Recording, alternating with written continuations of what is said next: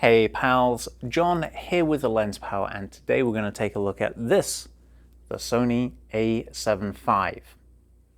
Feels like this was a long time coming, but it's finally here. So what improvements do we have over the much beloved a7 IV? First up, we have the same resolution. Both this and the a7 IV are 33 megapixel cameras. However, the a7 V is a partially stacked sensor that allows for a faster readout of the sensor onto the memory card, essentially. And that allows for a couple of fairly significant improvements over the a7 IV. The first of those improvements is that we have a much higher burst rate in stills photography. Whereas the a7 IV had 10 frames per second, this will actually do 30 frames per second. So that's a massive jump in terms of still frames per second.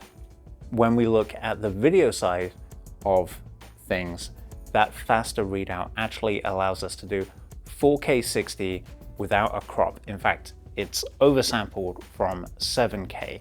So we're using the entire sensor, the complete width of the sensor, in order to get 4K compared to the cropped 4K 60 that we had on the a7 IV. We have similar spec screen, but it now has learned a couple of acrobatic tricks. In addition to being able to flip and fold back in like the a7 IV, it will also pull out and tilt as well, allowing for more angles, more viewing options for you out there using it. Especially handy if you want to just do a low angle shot. There you go. Another improvement over the a7 IV is the in-body image stabilization, or IBIS. a7 IV had 5.5 stops, whereas this has 7.5 stops. So that's a big gain. If you are hand holding, shooting in low light situations, you can actually get a lot more, or you can actually lower your exposure down in terms of your shutter speed and not lose the sharpness of your subject because of your movements, essentially. Big improvement. 2 stops is a lot. Last, and by no means least, is an improvement to the efficiency of this camera. Now, when we're talking about mirrorless cameras, we usually talk about the number of still frames that a camera can capture on a single full charge on a new battery.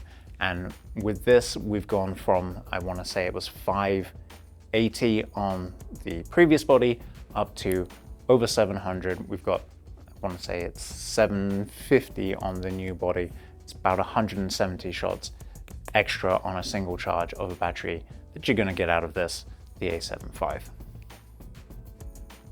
So there you have it. The Sony a7 V is available right now on our website, thelenspal.com, where we do rentals from 2 days all the way up to 90 days.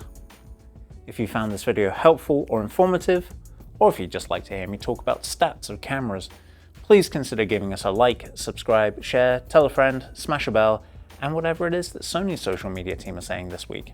And until next time, we'll see you soon.